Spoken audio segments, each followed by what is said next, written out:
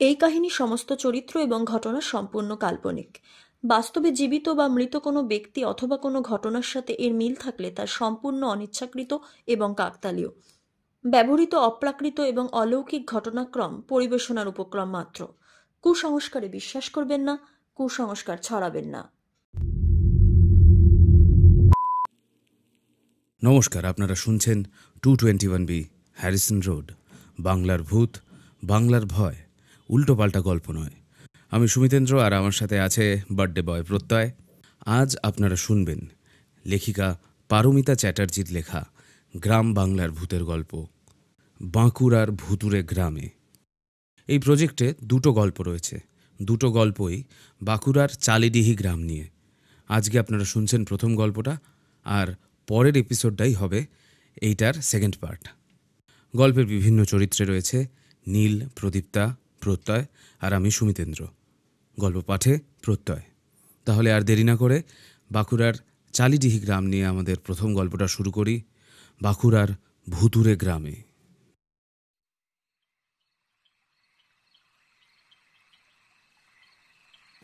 পূর্ণিমার রাত, সম্পূর্ণ গ্রাম জুড়ে রূপলি আলোর বন্যা।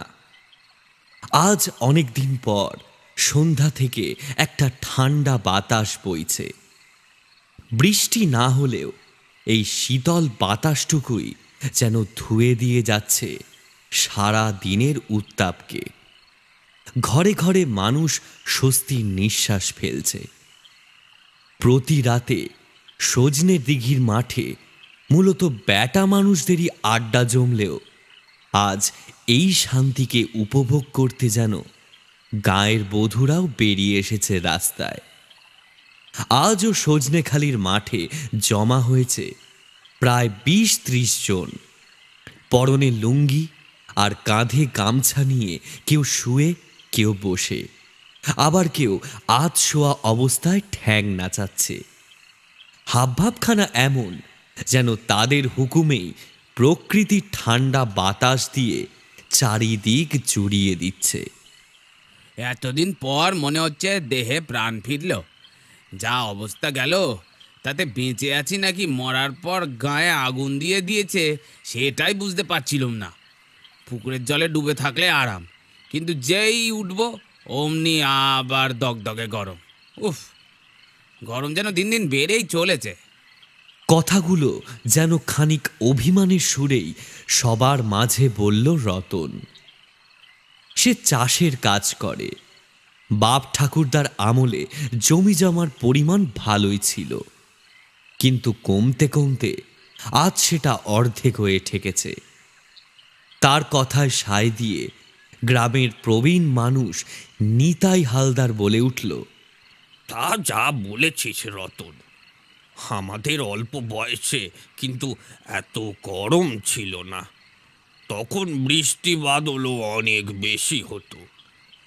আমাদের সময় আমরা যে কালবৈশাখী দেখেছি তা তোরা কল্পনাও করতে পারবি না।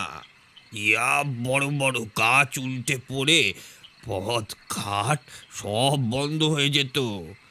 ঝড় সামলানোর জন্য মায়েরা ঘরে ঘরে শঙ্খধ্বনি উলুধ্বনি দিত।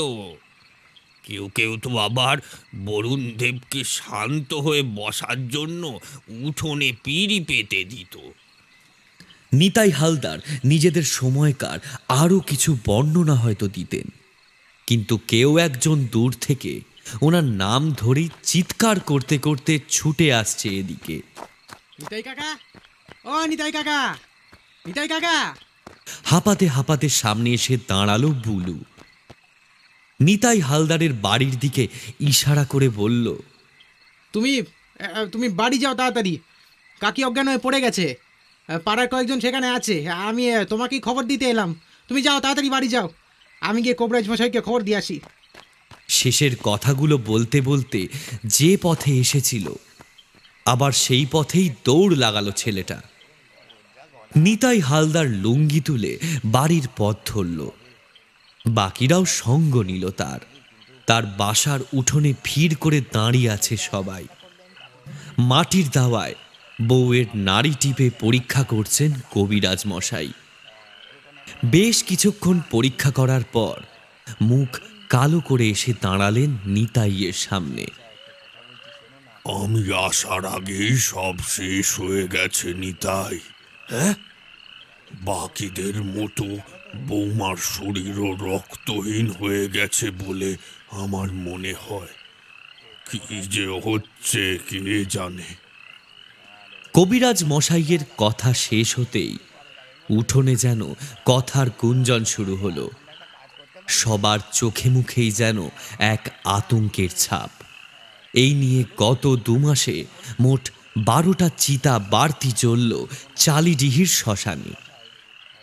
মৃত্যু যে কখন নিঃশব্দে থাবা বসাবে তা বোঝা মুশকিল। কিছু বুঝে ওঠার আগেই সব শেষ হয়ে যায়। ধীরে ধীরে আতঙ্ক যেন গ্রাস করছে সমস্ত গ্রামটাকে। কত পরিবার যে এই কারণে গ্রাম ছেড়ে চলে গেছে তার কোনো হিসেব নেই। কয়েক বছর আগে কোনো এক অজানা কারণে গ্রামের প্রধান খুন হয়। সবার ধারণা তারপর থেকেই গ্রামের এই অবস্থা। কবিরাজ মশাই নিতাই হালদারের কাঁধে হাত রেখে বলে গেলেন, নিতাই, রাত এখনো খুব বেশি হয়নি। তোমার স্ত্রীর সৎকারের ব্যবস্থা করো, মরা যেন বাসি না হয়। গ্রামের অবস্থা সবই তো জানো।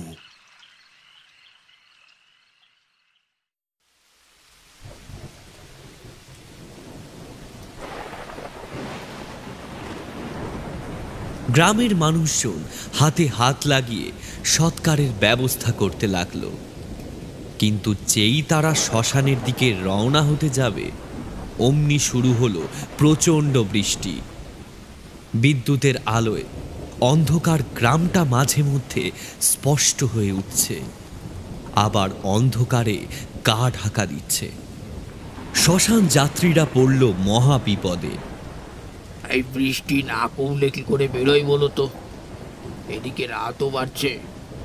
কবরেজ মশাই আবার বলে গেছেন যে আজকে রাতের মধ্যেই দাও করতে।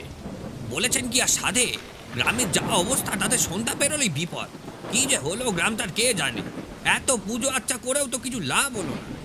আমরা তো কাজের জন্য বাইরে বাইরে থাকি, মেয়ে বউগুলো ঘরে একা থাকে। দুশ্চিন্তা যেন সবসময় লেগেই আছে।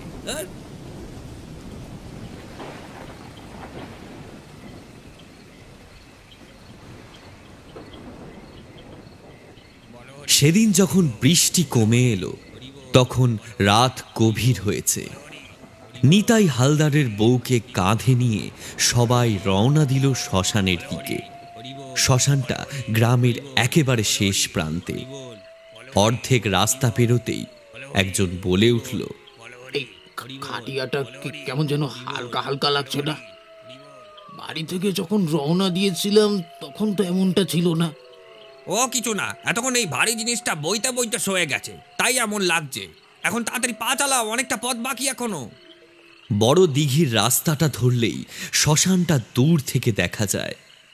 ওরা শ্মশান ভূমিতে পা রাখতেই দূরে কয়েকটা শেয়াল যেন বিশ্রীভাবে ডেকে উঠল। এখানেই এই গাছটার নিচে নামাও খাটিয়াটা। আকাশে আবার মেঘ করে আছে, যদি একটু বৃষ্টি নামে তাহলে বরং কিছুটা রক্ষে হবে। বুলুর কথা মতো খাটিয়াটা নামানো হলো। কিন্তু সে কি, নিতাই হালদারের স্ত্রী কোথায়? খাটিয়া তো ফাঁকা। আমি তো তখনই বলেছিলাম খাটিয়াটা কেমন যেন হালকা হালকা লাগছে। তোমরা কেউ শুনলেই না আমার কথা। এখন বিশ্বাস হলো তো? হাজার কাউকে বেঁচে ফিরতে হবে না, মিলিয়ে নিও আমার কথা। এ ওর মুখের দিকে চাওয়াচাওয়ি করতে করতে সবাই এক জায়গায় চটলা বেঁধে গা ঘেঁষাঘেঁষি করে দাঁড়ালো। সত্যিই তো, এর আগে এরকম ঘটনা কখনো ঘটেনি গ্রামে। এখন কি হবে বলো দেখি? এইভাবে এখানে দাঁড়িয়ে কি সারা রাত কাটাতে হবে নাকি? সবাই মিলে একবার আশেপাশটা খুঁজে দেখবো না কি, যদি পাওয়া যায়। কথাগুলো শেষ হতেই রতন বুলুকে একটা ধমক দিয়ে বলল, আরে পাগল হলি নাকি রে? এ কি তোর বাড়ির গরু না ছাগল যে খুঁজতে বেরোবি? একটা আস্ত মরা আমাদের চোখের সামনে দিয়ে উদাও হয়ে গেল, আমরা কেউ টের পেলাম না, আর তুই বলছিস তাকে খুঁজতে যাবি? এবার নিতাই হালদার মুখ খুলল। দেখ রতন, বুলু কিন্তু কথাটা মন্দ বলেনি। এইভাবে এখানে কতক্ষণই বা দাঁড়িয়ে থাকা যায় বলতো? তার চেয়ে বরং আমরা যে পথ ধরে এসেছি আবার সেই পথ ধরেই যদি খোঁজা যায় তাহলে ভালো হয়। কিন্তু এই সংসারে নিজে থেকে যদি কেউ হারিয়ে যায়, তাকে খুঁজে পাওয়া সহজ ব্যাপার নয়, তা সে জীবিত হোক বা মৃত। নিতাই হালদারের বউয়ের শরীরটাও সেদিন খুঁজে পাওয়া গেল না। দাহ না হলে শ্রাদ্ধের বিধান হিন্দু শাস্ত্রে নেই। সমস্ত গ্রাম যেন আরও এক ভয়ানক পরিস্থিতির মুখোমুখি হতে চলেছে। গ্রামের ঠাকুরমশাই সব কথা শুনে বলেছিলেন, এ ঘটনা মোটেই শুভ নয়। নিতাইয়ের বউ এই গ্রাম ছেড়ে কোথাও যায়নি, কাজেই বিপদ এখন আমাদের পায়ে পায়ে।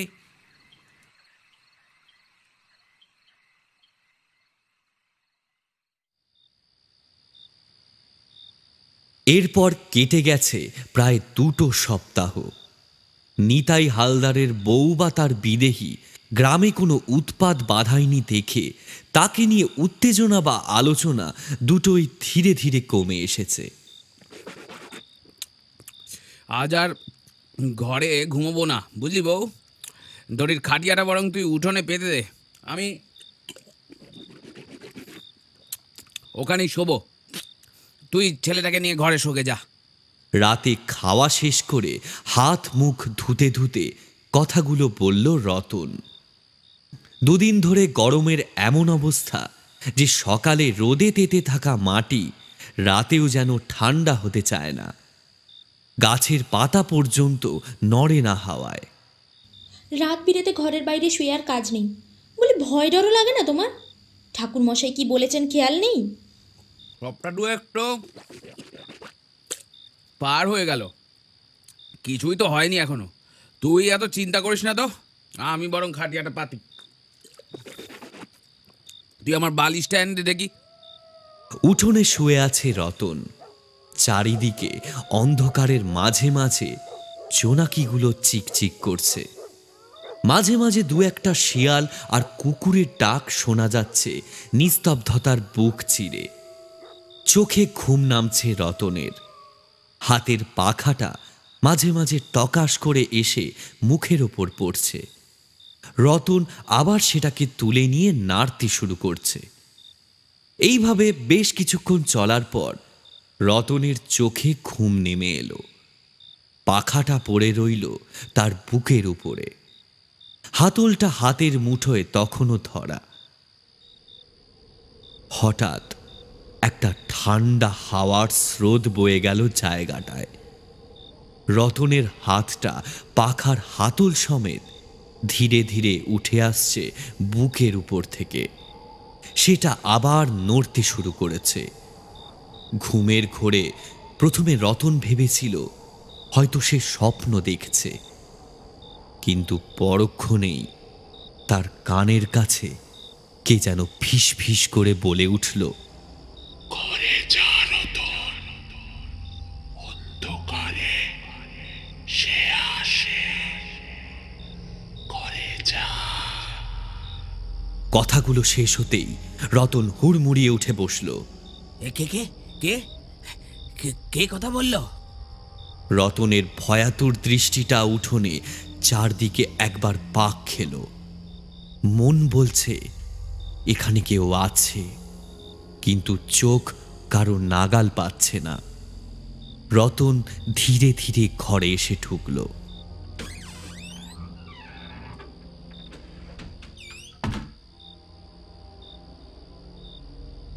দরজাটা বন্ধ করে যেই বিছানার দিকে এগোতে যাবে, এমন সময় মনে হলো উঠোনে কিছু একটা যেন ছুটে বেড়াচ্ছে, আর তার সাথে একটা বিশ্রী হাসির শব্দ মেশানো কয়েকটা কথা ভেসে এলো। ভয় পেলে বুঝে আবার বাইরে শুলে জ্যান্ত ছেড়ে খাবো, কেউ খুঁজেও পাবে না।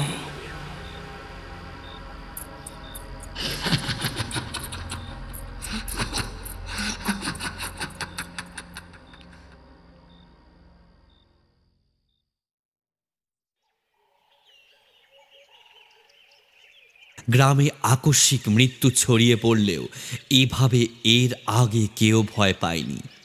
রতনই প্রথম। তাই কথাটা সে চেপে গেল। দুদিন বৃষ্টি বাদল হয়ে প্রকৃতি একটু ঠান্ডা হতে না হতেই আজ আবার চড়া রোদ উঠেছে। কোথাও যেন স্বস্তি পাওয়া যাচ্ছে না। আজ রবিবার, স্কুল ছুটি বলে ছেলেপেলের দল পুকুরের জল ছেড়ে আর উঠতে চাইছে না। মাসের এই দিনটাতে গ্রামের হেলথ সেন্টারে কলকাতা থেকে একজন ডাক্তার আসেন। তাই আজ সেন্টারের বাইরে গ্রামের মানুষের লাইন পড়েছে। কারোর মাথায় ছাতা, আবার কারোর গামছা। যারা একটু বয়স্ক তারা আগে পিছে লোককে বলে পাশে গাছের ছায়ায় বসে আছে। মায়েরা শাড়ির আঁচল দিয়ে বাচ্চার মাথা ঢেকে রেখেছে। হেলথ সেন্টারের বাইরে আজ একটা সাইনবোর্ড টাঙানো হয়েছে। তাতে লেখা আছে আগামীকাল সরকার থেকে একটা বিশেষ কারণে মেডিকেল টিম পাঠানো হবে এখানে। গ্রামের অস্বাভাবিক মৃত্যুর পিছনে বিজ্ঞানসম্মত কোনো কারণ পরীক্ষা নিরীক্ষা করার জন্য। গ্রামের মানুষ যেন পাশে থেকে তাদের যথাসম্ভব সাহায্য করে। একদল মানুষ এতে বেশ খুশি, আর একদল ঠোঁট উল্টে বলছে, বিজ্ঞান না ছাই, অপদেবতা ভর করেছে গ্রামে। সেই কোন বাপ ঠাকুরদার আমল থেকে এখানে আছি, খাবার খারাপ, জল খারাপ, মাটি খারাপ, এমন কথা তো কখনো শুনিনি। আজ যদি ভূত পেরেতের ছায়া নাই থাকবে, তাহলে মরার সময় সবার শরীর ওরকম রক্তশূন্য হয়ে যায় কেন? আর ওই নিতাইয়ের বউর মরা বডিটাও তো পাওয়া গেল না, সেইটার কি হলো? হ্যাঁ, কথাটা একেবারে ফেলে দেবার মতো নয়। যদিও এখন আর সন্ধ্যের পর একা কেউ পথে ঘাটে বেরোয় না, বিশেষ কোনো কাজে বেরোয় সেটাও দল বেঁধে। কিন্তু সব জায়গাতেই কিছু এঁচড়ে পাকা লোকজন থাকবেই। এরা নিজেদের পাকামোর কারণে বিপদের কোলে গিয়ে বসে।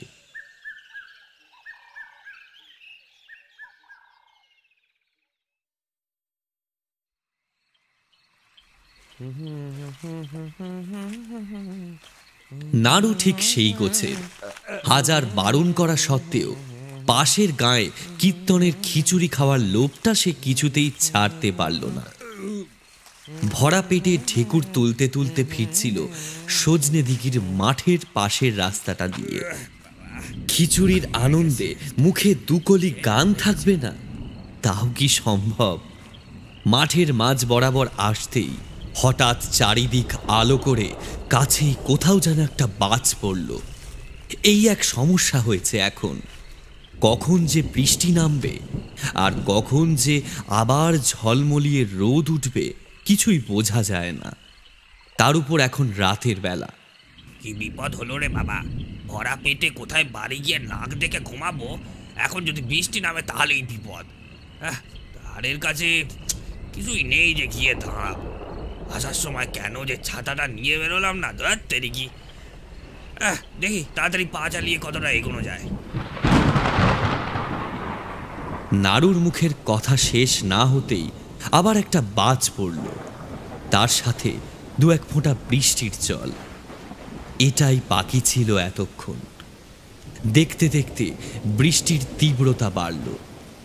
নাড়ু ভেবে দেখল আশেপাশে যখন কোনো দাঁড়াবার জায়গা নেই তখন থেমে লাভ নেই। যাকে গরমকালে বৃষ্টিতে ভিজতে কার না ভালো লাগে?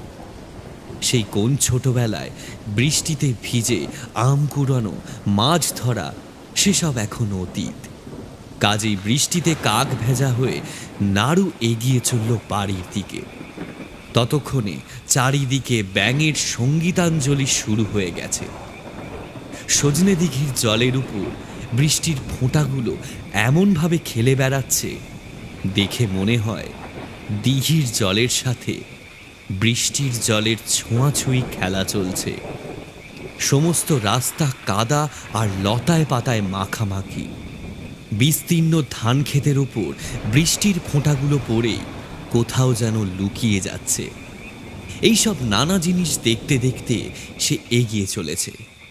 কিন্তু হঠাৎ তার কেন জানি না মনে হলো চারিদিকে যখন এমন মুষলধারে বৃষ্টি পড়ছে, তখন কই তার মাথায় বা গায়ে তো কোনো বৃষ্টির জল পড়ছে না। এতক্ষণে নাড়ুর যেন শীত করতে শুরু করেছে। প্রকৃতির যে দৃশ্যগুলো তার মনে নেশা ধরাচ্ছিল, এখন সেগুলোকেই যেন মৃত্যুর হাতছানি বলে মনে হচ্ছে। সে থামল, পা যেন কিছুতেই এগোচ্ছে না। শুধু মনে হচ্ছে রাতের অন্ধকারের থেকেও আরো ভয়ানক কিছু জমাট বেঁধে আছে তার মাথার উপরে। কিন্তু সেটা কি? নাড়ু মাথাটা তুলে চাইল একবার উপরের দিকে।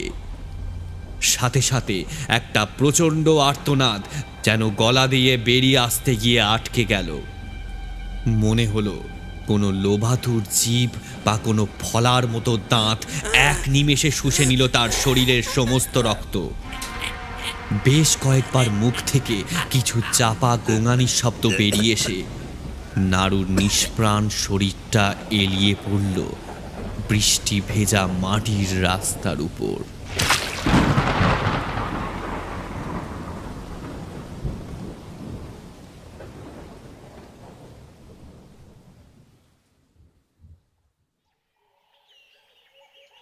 পরের দিন সকালে যখন মেডিকেল দল এসে উপস্থিত হলো চালিডিহি গ্রামে, তখন নাড়ুর শরীরটা দড়ি দিয়ে বাঁধা হচ্ছে খাটিয়ার সাথে।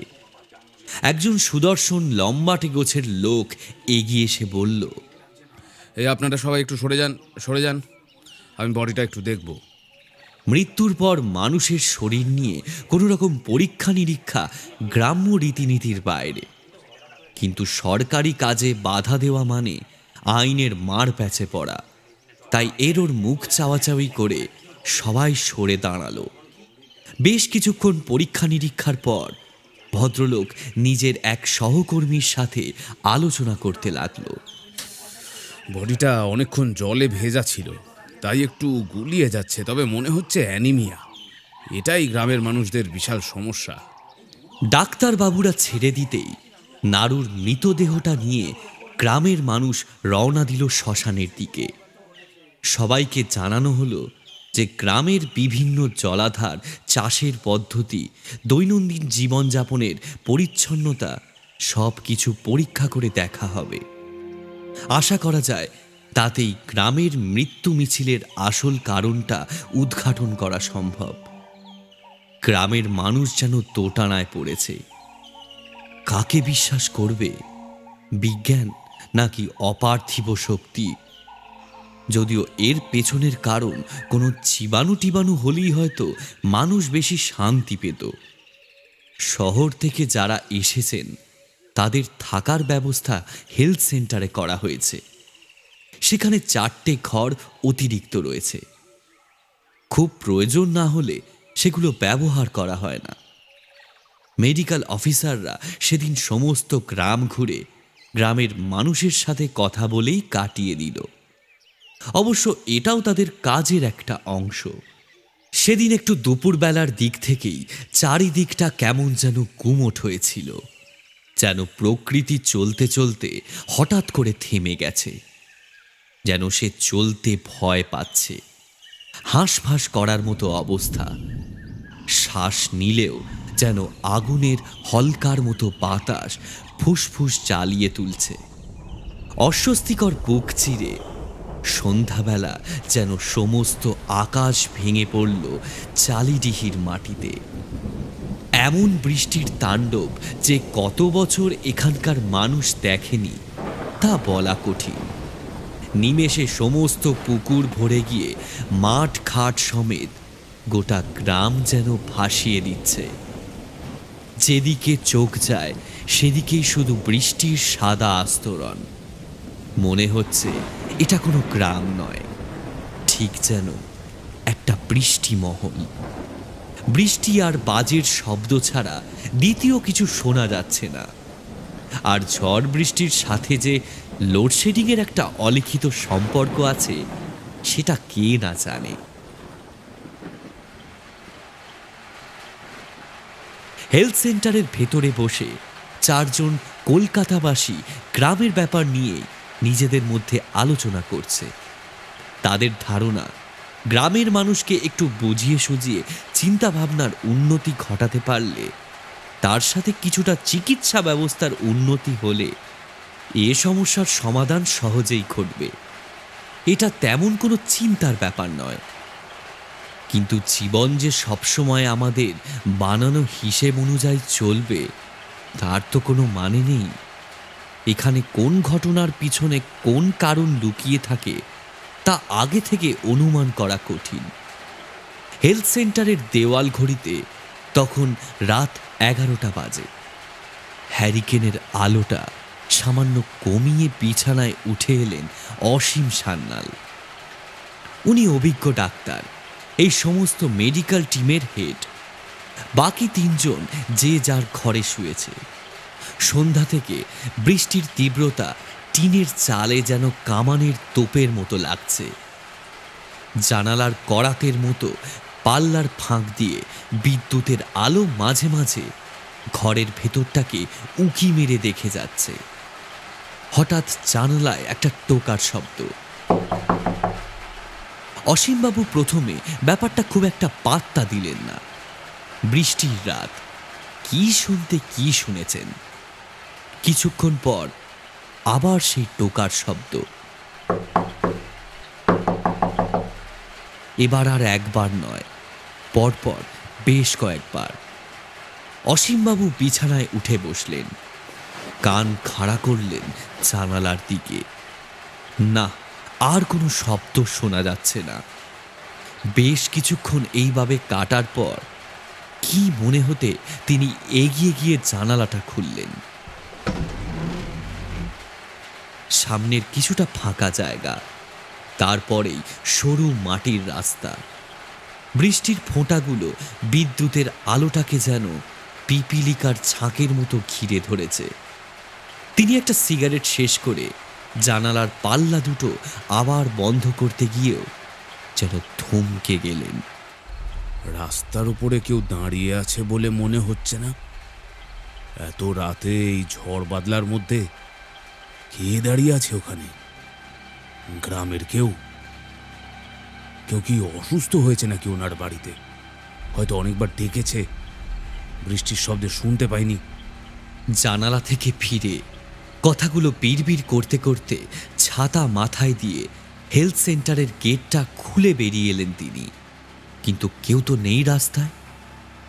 তবে কি ভদ্রলোক চলে গেলেন? এই ঝমঝম বৃষ্টিতে যত দূর দৃষ্টি যায়, অসীমবাবু এদিক ওদিক একবার ভালো মতো দেখলেন। আবার ফেরার জন্য যখন পা বাড়িয়েছেন, ঠিক সেই সময় বিদ্যুতের আলো কয়েক মুহূর্তের জন্য যেন আলোর বন্যা বইয়ে দিল চারিদিকে।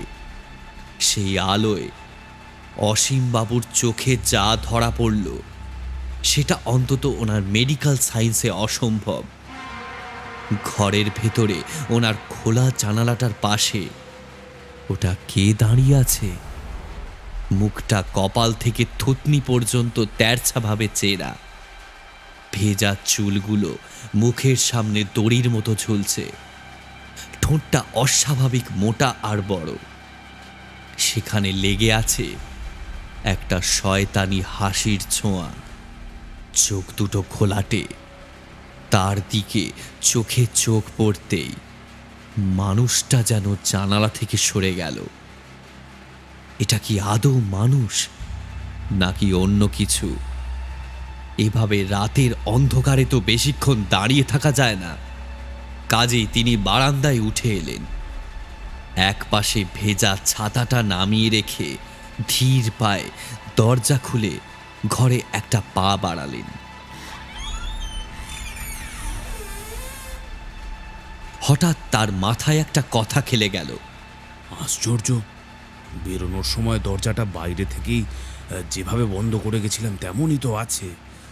তাহলে একটু আগে যে ঘরের ভেতর যাকে দেখলাম সে কোথায় গেল? পাশের কোনো ঘরে? ওখানে তো বাকিরা ঘুমোচ্ছে, একবার গিয়ে দেখা দরকার। কথাগুলো নিজের মনে বলে নিয়ে যেই পেছনে ঘুরে ঘর থেকে বেরোতে যাবেন, অমনি ভেতর থেকে ভেসে এলো একটা বিশ্রী হাসির শব্দ। এই হাসি একমাত্র ওরকম বিশ্রী মুখেই মানায়।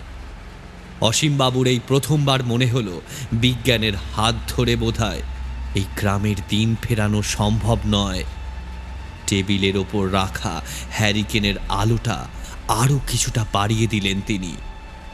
একটা দেওয়ালের উপরের দিকে চওড়া মতো একটা বাঙ্ক আছে, সেখানে নানা রকম জিনিসপত্র। কড়া বাঙ্কটায় একটা পুরনো কাপড়ের পর্দা টাঙানো।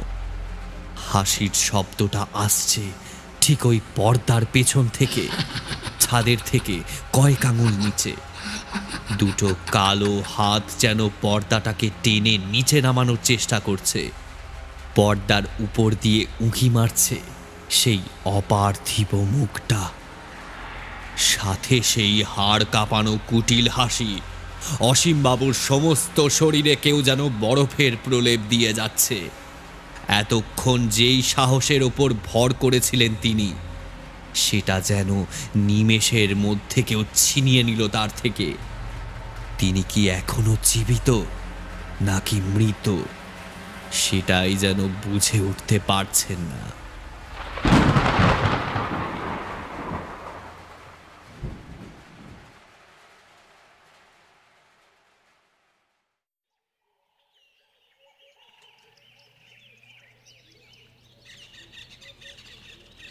কানে অস্পষ্ট মানুষের কথার আওয়াজ ভেসে আসছে। চোখ মেলে চাইলেন অসীম সান্যাল। সকাল হয়েছে, রাতের অন্ধকার কেটে গিয়ে চারিদিক আলোয় ভরে উঠেছে। এখন কেমন লাগছে স্যার? কালকে রাতে কি মাথা ঘুরে পড়ে গিয়েছিলেন? সকালে আপনি মেঝেতে পড়েছিলেন, আমরা সবাই তো বেশ ভয় পেয়ে গেছিলাম। না না, সেরকম কিছু নয়, আমি ঠিকই আছি। আপনি বরং আজকের দিনটা বিশ্রাম নিন, কাল থেকে কাজ শুরু করব। সেটা করলে মন্দ হয় না। আজ রাতটা আমি আগে একটু দেখতে চাই। আগের রাতে এত ঝড় বৃষ্টি হওয়ায় আজ সকালে রোদ উঠলেও তার তেজ খুবই কম। ঠান্ডা হাওয়া বইছে চারিদিকে। শুধু মানুষ নয়, পশু পাখি গাছপালা সব কিছুই যেন শান্তির নিঃশ্বাস ফেলেছে।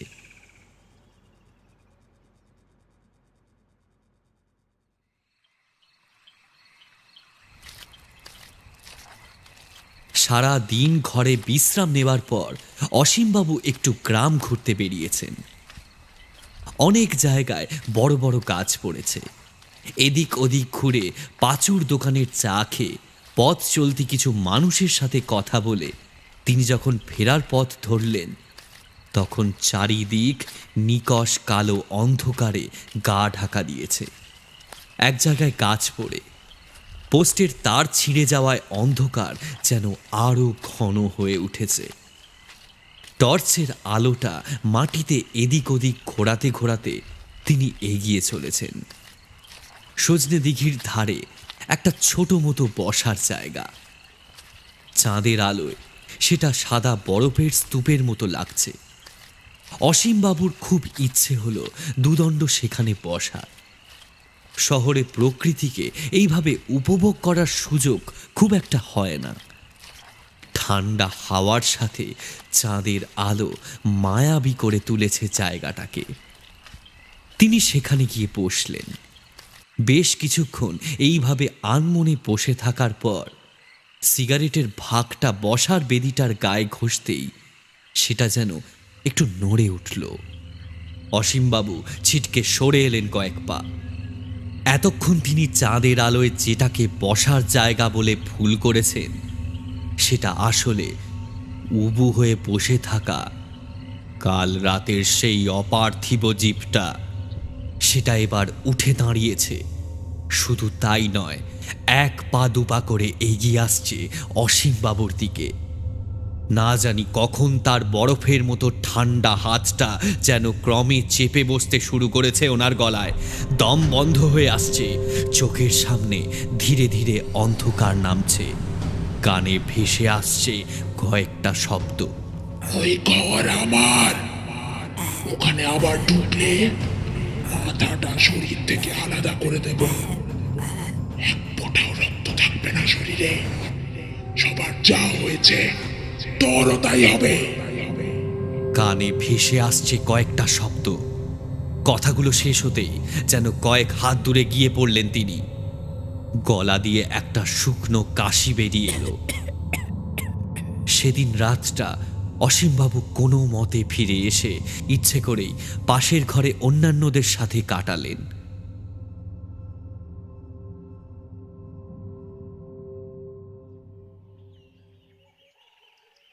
পরের দিন সকাল 10টা থেকে ওনাদের কাজ শুরু হওয়ার কথা। ভোরের আলো সবে ফুটতে শুরু করেছে। অসীমবাবু নিজের ঘরে এসে ঢুকলেন। কাঠের টেবিলটার উপর চেয়ার দাঁড় করিয়ে উঠলেন। বাঙ্কের পর্দাটা সরাতেই একরাশ ধুলো আর একটা বাজে গন্ধ এসে ঠেকল ওনার নাকে। সেখানে রাখা আছে বেশ কয়েকটা টিনের বাক্স আর ট্রাঙ্ক। জায়গাটা একবার ভালো মতো চোখ বলিয়ে নিতেই একেবারে কোনায় একটা কালো কাপড়ের পুঁটলি চোখে পড়ল। তিনি খুব সাবধানে সেটাকে নামিয়ে আনলেন। ভেতরে ভারী মতো কিছু একটা আছে। নিচে নেমে এসে সবেমাত্র সেটা খুলতে যাবেন, অমনি একজন পেছন থেকে ডাক দিয়ে বলল, স্যার চা দিয়ে গেছে, আপনারটা কি ঘরে দিয়ে যাব? না, আমি যাচ্ছি, তোমরা শুরু করো। মনে আছে তো আজ ঠিক 10টায় কাজ শুরু হবে। আপনি কোনো চিন্তা করবেন না, আমরা সবাই সময় মতো রেডি হয়ে যাব। তখনকার মতো পুটুলিটা যত্ন করে তুলে রাখলেন তিনি। মনে মনে স্থির করলেন আজ রাতে সেটা খুলে দেখবেন। সারাদিন গ্রামের মানুষের সাথে মিলেমিশে এক প্রচণ্ড কর্মব্যস্ততার মধ্যে সময় কাটল।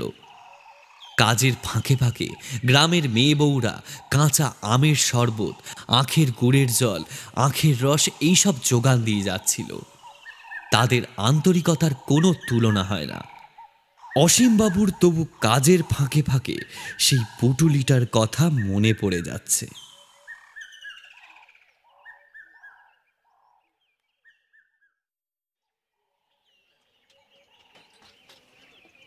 সেদিনকার কাজ যখন প্রায় শেষ, তখন বিকেল হয়েছে। রোদের দাবদাহ তার করাল থাবা তুলে নিয়েছে গ্রামের মাটি থেকে। সবাই ক্লান্ত শরীরে পাঁচুর দোকানে বসে চা খাচ্ছে। গ্রামের বেশ কিছু মানুষ উপস্থিত সেখানে। হঠাৎ রতন এসে হাত জোড় করে দাঁড়ালো অসীমবাবুর সামনে।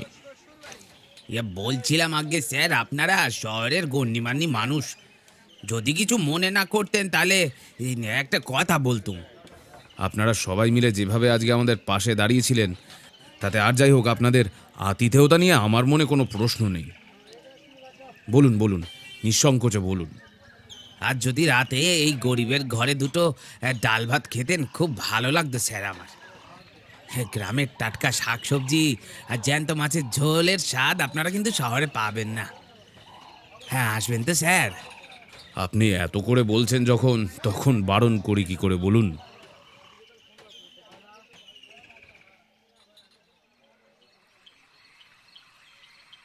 সেদিন রাতে রতনের স্ত্রী খুব যত্ন করে খাওয়ালো অসীমবাবুদের। কলাইয়ের ডাল, আলু পোস্ত, মাছের ডিমের বড়া, পুকুরের জ্যান্ত রুই মাছের ঝোল আর আমের টক দিয়ে তৃপ্তি করে খেলো সবাই। চলুন স্যার, আমি বরং আপনাদের একটু এগিয়ে দিই। আপনারা এখানে নতুন, রাতের অন্ধকারে পথ হারালে বিপদ। এই দেখছেন না, আকাশে একটাও তারা নেই, সব কেমন মেঘে ঢেকে আছে। কথাটা বলতে বলতে একটা ছাতা সাথে নিল রতন। গ্রামের সরু মাটির রাস্তাটা ধরে হেলথ সেন্টারের দিকে এগিয়ে চলল ওরা। আচ্ছা রতনবাবু, আমি শুনলাম গ্রামের মানুষদের ধারণা যে গ্রামের যে অবস্থা তার পিছনে নাকি কোনো অপশক্তির হাত আছে। আপনার কি মনে হয় এটা ঠিক? আসলে স্যার, গ্রামের অবস্থা আগে এরকম ছিল না, কিন্তু কয়েক বছর আগে আমাদের প্রধান মশাই খুন হয়, আর তারপর থেকে এই গ্রামটার এই অবস্থা। কত পরিবার যে গ্রাম ছেড়ে চলে গেছে তার কোনো ইয়ত্তা নেই। খুনের ব্যাপার তা পুলিশ কিছু করেনি? করতে এসছিল, তারপর আস্তে আস্তে সব ধামাচাপা পড়ে গেছিল। ওই হেলথ সেন্টারের ভেতর প্রায় 1.5 দিন রাখা ছিল প্রধান মশাইয়ের বডিটা। রতনের মুখের শেষ কথাটা শুনে অসীমবাবুর শিরদাঁড়াটা যেন টান টান হয়ে গেল। রতন নিতাই হালদারের বউ এবং তার নিজের অভিজ্ঞতার কথাও জানালো অসীমবাবুকে। এই যে এখান থেকে আর 2 মিনিট সোজা হাঁটলেই পৌঁছে যাবেন স্যার। আমি তাহলে আসি। সেদিন রাতে সহকর্মীদের হাজার অনুরোধকে উপেক্ষা করে অসীমবাবু নিজের ঘরেই থেকে গেলেন। গ্রামের মানুষের ধারণা যেন তার মনেও বাসা বাঁধতে শুরু করেছে। যে পথেই হোক এই ঘোর অমানিসা থেকে গ্রামের মানুষকে মুক্তি দিতে হবে।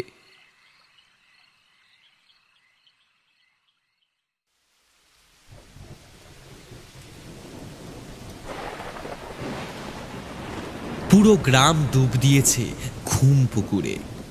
অসীমবাবু উঠে এলেন বিছানা ছেড়ে, নামিয়ে নিয়ে এলেন সেই কালো পুটুলিটা। বাইরে প্রচণ্ড শব্দ করে একটা বাজ পড়ল, সাথে সাথে ঘরের লাইটটাও গেল বন্ধ হয়ে। তিনি তাড়াতাড়ি গিয়ে হ্যারিকেনটা জ্বালালেন, তারপর সেটাকে পুটুলির পাশে এনে রাখলেন। ঘরের দরজাটা অসীমবাবুর ঠিক পিছনে। উনি যেই পুটুলিটা খোলার জন্য সেটাকে স্পর্শ করেছেন, অমনি দরজাটা প্রচণ্ড একটা শব্দ করে খুলে গেল, ঠিক যেন কেউ রাগে ধাক্কা দিয়ে খুলে দিল সেটাকে। সাথে ঘরের তাপমাত্রাও যেন বেড়ে গেল বহুগুণ। অসীমবাবুর কপালে বিন্দু বিন্দু ঘাম জমতে শুরু করেছে। তিনি এগিয়ে গিয়ে দরজাটা বন্ধ করলেন। ফিরে আসতে যাবেন এমন সময় টেবিলের সামনে রাখা চেয়ারটা তার দিকে ঘুরে স্থির হয়ে গেল, যেন কেউ ওই চেয়ারখানা দখল করে ওনার আর ওই পুটুলির মাঝখানে বাঁধা হয়ে দাঁড়ালো। খোলা জানালাটা দিয়ে বাইরের ঝোড়ো হাওয়া ঢুকছে ঘরের ভিতর। কে আছে এখানে? কথা বলো, কি চাও তুমি?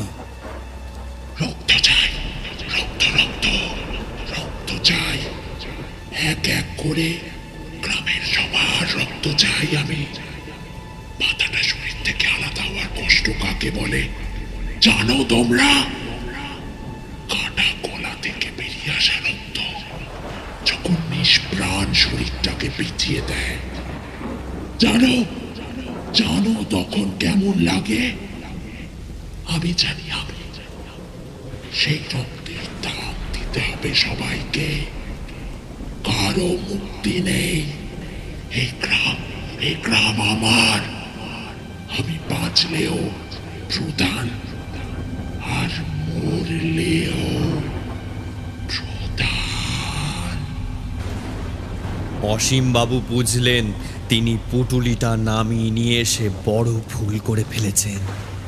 যে সমস্যার সমাধান আমাদের হাতে থাকে না তাকে সময়ের হাতে ছেড়ে দেওয়াই ভালো। কিছুক্ষণের মধ্যেই ঘরের পরিবেশটা যেন আবার স্বাভাবিক হয়ে গেল। বাইরে জলীয় ঠান্ডা হাওয়া যেন এতক্ষণের গুমোট ভাবটাকে দূর করে দিচ্ছে। বৃষ্টির ধারা যেন রহস্যের জাল বুনছে। অসীমবাবু তাড়াতাড়ি এগিয়ে গেলেন টেবিলের দিকে, কিন্তু আশ্চর্য, সেটা কোথায়? কিছুক্ষণ আগেও তো টেবিলের উপরেই ছিল। সারা ঘর তন্ন তন্ন করে খুঁজেও পাওয়া গেল না সেটা। প্রচণ্ড হাওয়ায় জানালার পর্দাটা দুবার ধাক্কা খেল। অসীমবাবু সেটাকে বন্ধ করতে গিয়ে আজও থমকে দাঁড়ালেন। বৃষ্টির সাদা চাদরের গা ঢেকে একই জায়গায় দাঁড়িয়ে আছে সেই অপার্থিব জীবটা। বিদ্যুতের আলোয় যেন ঠিকরে পড়েছে তার চোখের জ্যোতি। হাতে ধরা আছে সেই কালো পুটুলিটা। অসীমবাবু বুঝলেন পৃথিবীতে কিছু কিছু জিনিস গোপন থাকাই ভালো। যার রক্তে গ্রামের মাটিতে এই অভিশাপ নেমে এসেছে, হয়তো তার হাত ধরেই একদিন গ্রাম অভিশাপ মুক্ত হবে।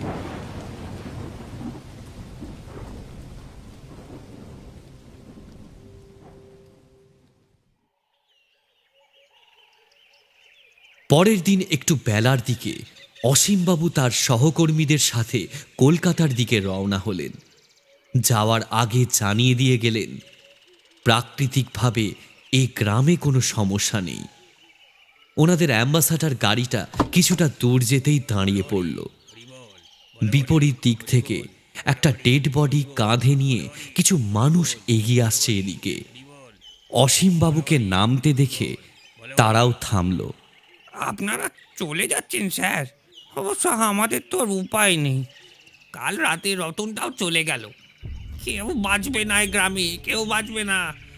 আপনারা চলে যান স্যার, চলে যান। রতনের মৃত্যুটা একেবারে যেন বিনা মেঘে বজ্রপাত। অসীমবাবু একটা দীর্ঘশ্বাস ছেড়ে আবার গাড়িতে উঠলেন। ধুলো উড়িয়ে গাড়ি ছুটল হাই রোডের দিকে। পেছনে পড়ে রইল অভিশপ্ত চালিডিহি।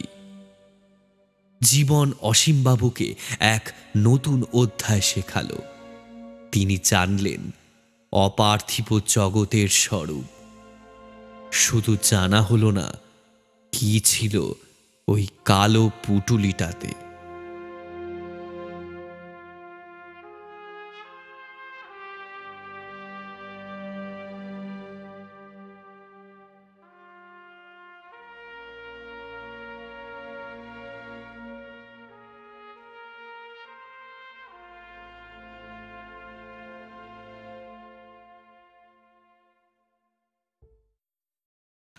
আপনারা শুনলেন পারমিতা চ্যাটার্জির লেখা গ্রাম বাংলার ভূতের গল্প, বাঁকুড়ার ভুতুরে গ্রামে। এই গল্পটার আরেকটা সিকুয়েল আছে, যেটা আসবে আমাদের পরের ভিডিওতে। গল্পের বিভিন্ন চরিত্রে ছিল নীল, প্রদীপ্তা, প্রত্যয় আর আমি সুমিতেন্দ্র। গল্পটা কেমন লাগলো কমেন্ট করে জানান। আর চলুন দেখি সবাই কি বলছে। আমাদের মেম্বার হক স্পেস বলছে, দাদা ট্রেনের গল্পগুলো আসলে একটু ভালো হয়। আসলে আমার পড়াশোনার পাশে একটা পার্ট টাইম জব করি, সেটাতে বেশিরভাগ সময় আমাকে ফার্স্ট বা লাস্ট ট্রেনে ঘরে আসতে হয়। ট্রেনে চড়া প্রায় একটা নেশা হয়ে গেছে, তাই আর কি গল্পগুলো ভালো লাগে ট্রেনের।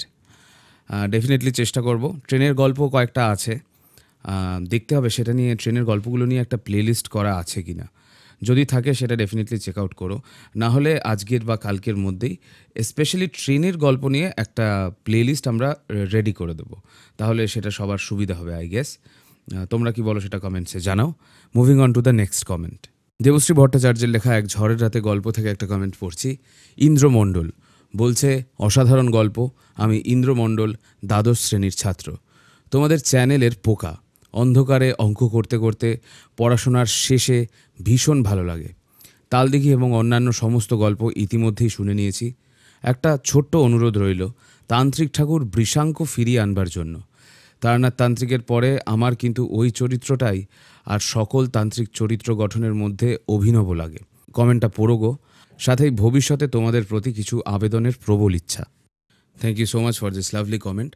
তন্ত্র গল্প করার বিষয়ে একটাই কথা বলবো যে আমার মনে হয় পার্সোনালি যে তন্ত্রর গল্প লিখতে গেলে বা ঠিকভাবে করতে গেলে কিছুটা জ্ঞান দরকার, কিছুটা নলেজ এই সাবজেক্টের ওপর দরকার। এবং ম্যাক্সিমাম যে গল্পগুলো আমি শুনে থাকি তন্ত্রের, সেগুলোতে কি হয়, আবার বেশি জ্ঞান থাকে, গল্পটা আর গল্প থাকে না। আবার কিছু কিছু গল্পে সুপারম্যান তো হয়ে যায় তান্ত্রিকরা।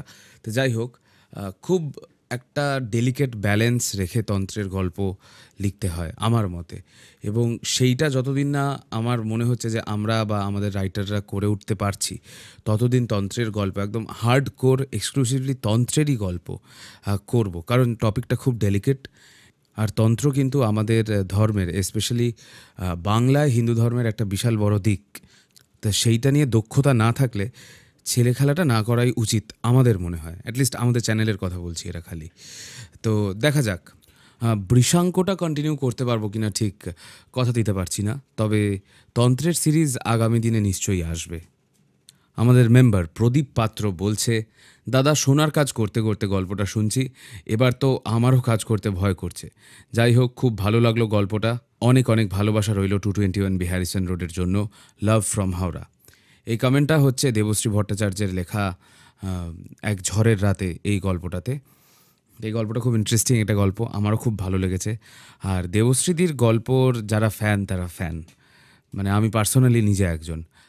তার কারণ দেবশ্রীদির গল্প সত্যি একটা শর্ট স্টোরি হয়, মানে খুবই ভালো লাগে, আমার দারুণ লাগে, একটা কমপ্লিট স্টোরি হয়। মানে তার মধ্যে কিন্তু এন্ডিং ওপেন থাকতে পারে, তার মধ্যে এন্ডিং ক্লোজ থাকতে পারে, যা ইচ্ছা হতে পারে, কিন্তু গল্পটা গল্পের মতো হয়।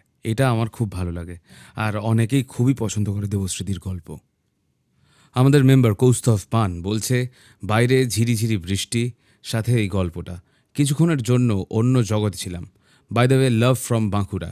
এইভাবে আমাদের গল্প শুনিয়ে যেও দাদা, আর খুব ভালো থেকো। এই কমেন্টটা পড়েছে তালদিঘির এক শ্রাবণের রাতে গল্পটাতে। তো গল্পটা যারা শোনোনি, যারা এখনও তালদিঘি সিরিজটা শোনোনি, ডেফিনেটলি চেক আউট করো। গ্রাম বাংলার প্রেমীদের জন্য জাস্ট একটা অন্য ইউনিভার্স, ইনফ্যাক্ট ওটা একটা ইন্ডিপেন্ডেন্ট অডিওভার্স। আর thank you so much for this lovely comment. Bankura থেকে তুমি বললে, আর এই গল্পটাই কিন্তু বাঁকুড়ার ছিল যে গল্পটা এখন শুনলে। আর এইটা নিয়ে আবার সবাইকে রিমাইন্ড করিয়ে দিই যে এইটার একটা সিকুয়েল থাকছে আমাদের পরের ভিডিওতেই, এই বাঁকুড়ার চালিডিহি গ্রাম নিয়েই। কেমন লাগে ডেফিনেটলি কমেন্ট করে জানিও। পারমিতা দিয়ে এই সিরিজটা খুব সুন্দর করে বানিয়েছে, আমার তো খুবই ভালো লেগেছে। রুদ্রনীল সাহা বলছে, লাভ ফ্রম ক্যানাডা। ক্যানাডাতে বসে উইকেন্ডে বা আফটার ওয়ার্ক উইকডেজের ডিনার খেতে খেতে তালদিঘির এপিসোড শুনি, ঠিক লাভ। থ্যাংক ইউ সো মাচ এত দূর থেকে আমাদের কন্টেন্টে টিউন ইন করার জন্য, আমাদের চ্যানেলে টিউন ইন করার জন্য, খুব ভালো লাগলো। ডেফিনেটলি পারলে আমাদের এই কাজটা যারা বাইরে থাকেন, আপনাদের বন্ধু বান্ধব যারা আছে, সকলের সাথে একটু শেয়ার করবেন, যাদের ইন্টারেস্ট আছে অবভিয়াসলি তাদের সাথে একটু শেয়ার করবেন। কারণ অনেকেই এরকম আপনার মতো কমেন্ট করে যে আমাদের গল্প শুনে তারা খুব রিলেট করতে পারে তাদের হোমল্যান্ডের সাথে। Thank you so much. দেবশ্রীদির লেখা এক ঝড়ের রাতে গল্পে একটা কমেন্ট পড়েছে। দীপ চক্রবর্তী বলছে, thanks to the writer for such a beautiful story. সত্যি কথা, আপনারা যেরকম আমাদের কাজ অ্যাপ্রিসিয়েট করেন, ডেফিনেটলি কিন্তু টাইম নিয়ে আমরা পোস্টারে সবসময় মেনশন করি, ডেসক্রিপশনে মেনশন করা থাকে অথারের নাম। কিছু কিছু গল্পে স্ক্রিপ্ট রাইটার থাকেন, যেরকম তালদিঘির ম্যাক্সিমাম গল্পগুলোতেই। তো সেই জায়গাগুলোতে স্পেশালি যেখানে অথাররা কাজ করছেন, তাদের নিজেদের মৌলিক গল্প আমাদেরকে দিচ্ছেন, আমাদের সাথে কাজ করছেন একসাথে, তাদের এফর্টটাকেও কিন্তু অলওয়েজ প্রাধান্য দেবেন। তাদের লেখা নিয়ে কমেন্ট করবেন, তাদেরকে জানাবেন, বা ভালো কমেন্ট পড়লে আমরা নিজেরা স্ক্রিনশট নিয়ে তাদেরকে পাঠাই। এতে মানুষে কাজ করতে অনুপ্রেরণা পায়। আর সবাই তো ব্যস্ত আজকালকার দিনে, নিজের কাজের একটা অ্যাপ্রিসিয়েশন পেলে সবারই ভালো লাগে, যে কাজ করছে তার তো ডেফিনেটলি ভালো লাগে। তাহলে আজকের মতো আড্ডাটাকে এখানেই র্যাপ আপ করছি। দেখা হচ্ছে খুব তাড়াতাড়ি পরের এপিসোডে। Till then keep listening to 221B Harrison road, বাংলার ভূত, বাংলার ভয়, উল্টোপাল্টা গল্প নয়।